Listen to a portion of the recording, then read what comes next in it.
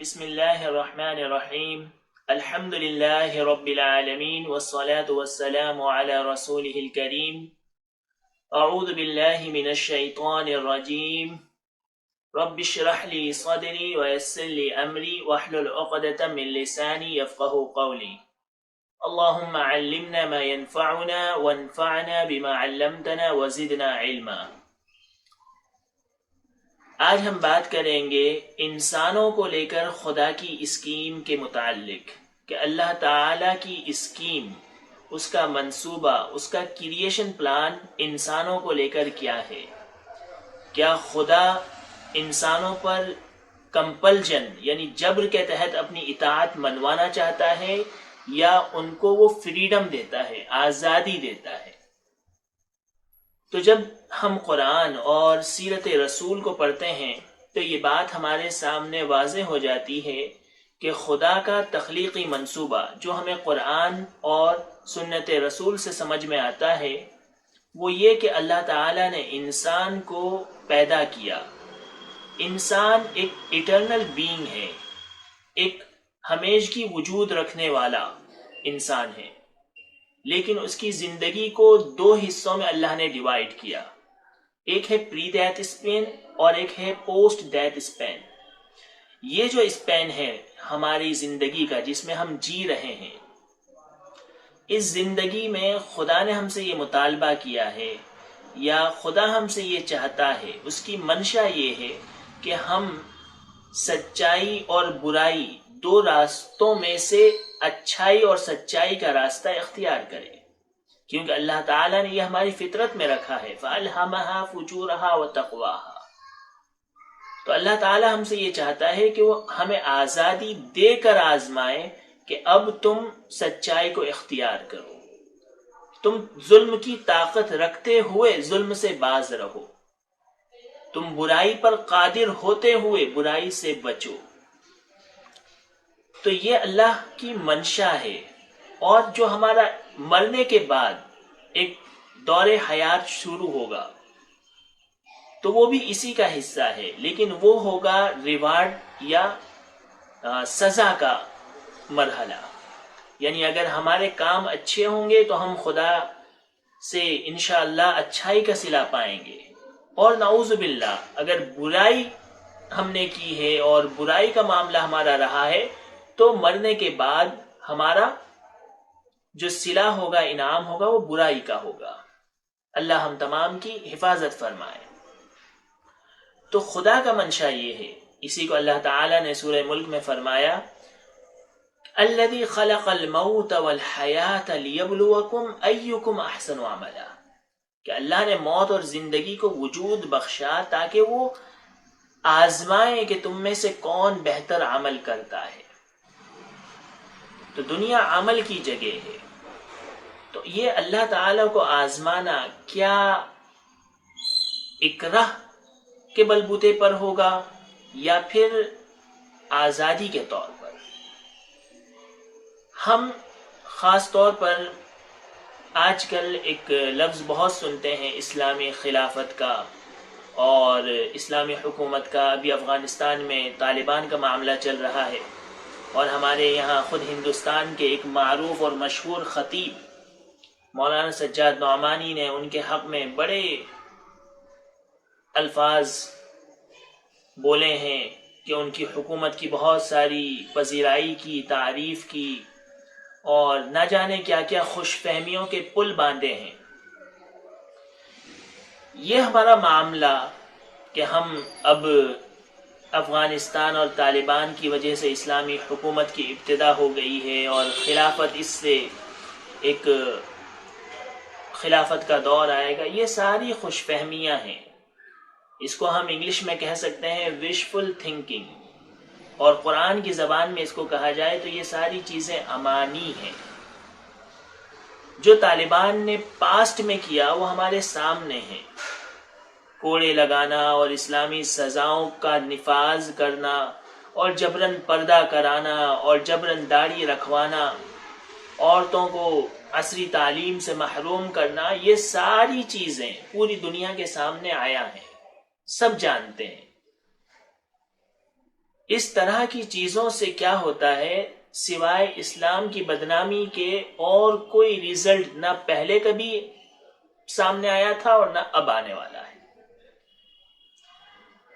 مجھے پورا یقین ہے کہ اس طرح کی حکومتیں زیادہ دیر تک اپنی بقا نہیں رکھ سکتی۔ خیر، بہرحال ابھی وہ ہمارا ٹاپک نہیں ہے، لیکن یہ جو بات کہی جاتی ہے کہ اب اسلامی حکومت آ گئی تو اب پردہ نافذ کرانا، یہ جو نفاذ کی جو مینٹلٹی ہمارے یہاں پر آج ہمارے نوجوانوں میں بھی، میں آپ کو ابھی کی بات بتا رہا ہوں کہ کچھ روز قبل ہمارے یہاں کے ایک مفتی صاحب بھی بیٹھے ہوئے تھے اور ایک ہمارے امام صاحب، تو ان کے درمیان اسی طرح کی باتیں نکلی، تو انہوں نے کہا کہ نہیں یار، بالکل پردہ ان پر لازم ہے، حکومت ڈنڈے مار کر پردہ کرائے۔ میں یہ سن کر حیران ہو گیا کہ آج ہمارے علماء اور مفتیان اکرام کی سوچ کیا ہے۔ کیا آپ کسی کو جبراً کوئی چیز نافذ کرا سکتے ہو؟ یہ ناممکن ہے۔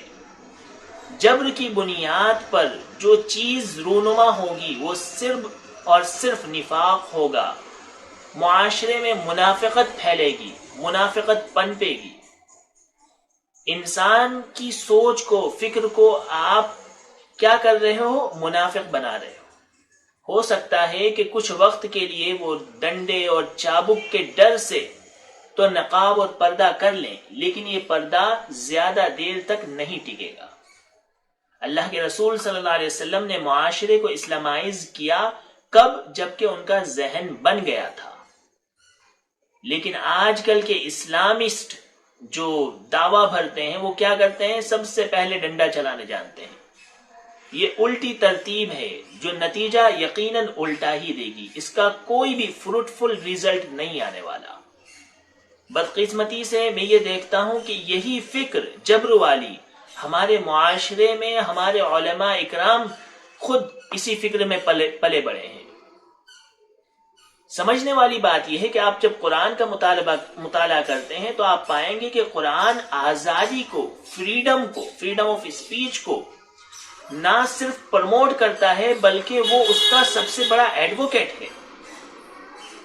پورے قرآن کو پڑھ جائیے، قرآن کہتا ہے وَلَوْ شَاءَ رَبُّكَ لَجَعَلَ النَّاسَ أُمَّةً وَاحِدَةً، اگر تیرا رب چاہتا تو تمام لوگوں کو ایک امت بنا دیتا، لیکن نہیں، ایسا نہیں۔ لَا يَزَالُونَ مُخْتَلِفِينَ، وہ ہمیشہ مختلف ہی رہیں گے۔ ایک اور مقام پر اللہ کے رسول صلی اللہ علیہ وسلم کو اللہ تعالیٰ فرماتا ہے أَفَأَنْتَ تُكْرِهُ النَّاسَ حَتَّى يَكُونُوا مُؤْمِنِينَ، اے نبی کیا آپ لوگوں کو مجبور کرو گے اس بات پر کہ وہ ایمان لے آئیں؟ آگے اللہ تعالیٰ فرماتا ہے انما انت مذکر لست علیہم بمسیطر، اے نبی you are the reminder, you are not master on them۔ اے نبی آپ کا کام تذکیر کرنا ہے، نصیحت کرنا ہے، سمجھانا ہے، آپ ان پر داروغہ بنا کر نہیں بھیجے گئے۔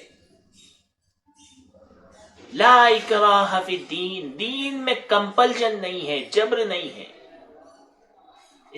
ان آیتوں سے کیا بات نکلتی ہے اور رسول اللہ صلی اللہ علیہ وسلم کی سیرت سے کیا نتائج سامنے آتے ہیں کہ جبر خدا کی اسکیم کے خلاف ہے۔ جبر خدا چاہتا ہی نہیں ہے۔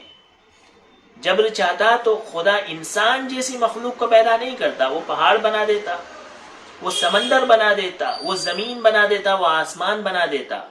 جو چاہے نہ چاہے اس کی فرما برداری کیے ہوئے ہیں۔ یہ کہنا کہ ہمارا مشن خدا کی حکومت قائم کرنا ہے، یہ سراسر حماقت ہے، بیوقوفی ہے، اور اگر اسے شائستہ زبان میں کہا جائے تو یہ نان سینس بات ہے۔ کون سی خدا کی حکومت؟ انسان کی اوقات رتی برابر نہیں ہے، ہر لمحہ ہر آن خدا کی حکومت قائم ہے۔ اللہ تعالیٰ کیا چاہ رہا ہے کہ ہم اس قائم شدہ حکومت کا آزادانہ طور پر اعتراف کریں، ایکنالجمنٹ کریں۔ اسی حقیقت کو قرآن پاک کی ایک آیت میں اس طرح بیان کیا گیا ہے، اللہ فرماتا ہے افغیر دین اللہ یبغون، کیا اللہ کے علاوہ وہ کسی کے دین کو چاہ رہے ہیں؟ وَلَهُ أَسْلَمَ مَنْ فِي السَّمَاوَاتِ وَالْأَرْضِ طَوْعًا وَكَرْهًا وَإِلَيْهِ يُرْجَعُونَ، جبکہ آسمانوں میں زمینوں میں جو کچھ ہے، جو کوئی ہے، وہ اسی کے آگے سرنڈر ہے، طوعاً و کرہن، چاہے نہ چاہے، خوشی سے ناخوشی سے، وَإِلَيْهِ يُرْجَعُونَ، اور اسی کی طرف لوٹائے جانا ہے، سب کو اسی کی طرف لوٹنا ہے۔ تو ہمارا مشن خدا کی حکومت قائم نہیں، بلکہ خدا کی اس قائم شدہ حکومت کے ریسیڈنٹ بننا ہے، جو صحیح معنی میں جنت کے کینڈیڈیٹ یا جنت کے امیدوار ثابت ہو۔ پہلے اسلام کیا تھا؟ عمل کی چیز تھا، اب لوگوں کی زبان پر آ گیا ہے اسلام نافذ کرنا، نفاذ، اسلام کا نفاذ۔ مولانا مودودی رحمۃ اللہ علیہ نے ان اقیم الدین کی یہی تشریح کی کہ دین کو نافذ کرو، دین کو قائم کرو، جبکہ دین پر عمل کرو۔ قرآن کا منشا یہ ہے۔ ڈاکٹر اسرار صاحب وَرَبَّكَ فَكَبِّرْ اس آیت کی ذیل میں لکھتے ہیں کہ اور اللہ کی بڑائی کو نافذ کرو۔ یہ بالکل ایک لغو تفسیر ہے قرآن کی۔ اللہ کی بڑائی کا نفاذ کیا چیز ہے؟ اللہ کی بڑائی کا اعتراف کرو۔ یہی وہ چھوٹی غلطیاں جو بظاہر معلوم ہوتی ہیں لیکن ہم مسلمانوں کے ذہنوں کو بالکل بگاڑ کے رکھ دیتی ہیں۔ ہمیں ایک بات سمجھ لینی چاہیے کہ اللہ تعالی نے جو آخرت میں جنت دوزخ کا معاملہ رکھا ہے وہ انڈیویجول پر بیسڈ ہے، وہاں پر کوئی اسلامی کنٹری پوری کے پوری نہیں داخل ہونے والی۔ اللہ نے اس کا کرائیٹیریا کیا رکھا؟ وَذَلِكَ جَزَاءُ مَن تَزَكَّىٰ، وہ جس نے اپنے آپ کو پیوریفائڈ کیا، اپنے آپ کو پاک بنایا۔ تو کیا کوئی کنٹری اپنے آپ کو پاک بناتی ہے یا کوئی فرد اپنے آپ کو پاک بناتا ہے؟ انٹروسپیکشن کیا فرد میں ہوتا ہے یا کوئی کنٹری میں ہوتا ہے؟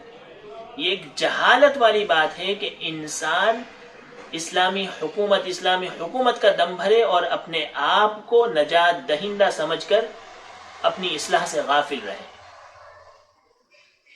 تو یہ بہت ہی سنجیدہ اور بہت ہی سیریس میٹر ہے کہ ہمیں سمجھنا چاہیے کہ اس طرح کی جو معاملات ہمارے یہاں پہ ابھر رہے ہیں، لوگ آج کل غیر مسلم بھی ایسے میسج کرتے ہیں کہ اس بارے میں، اور اسلام کا بھی مذاق اڑ جاتا ہے۔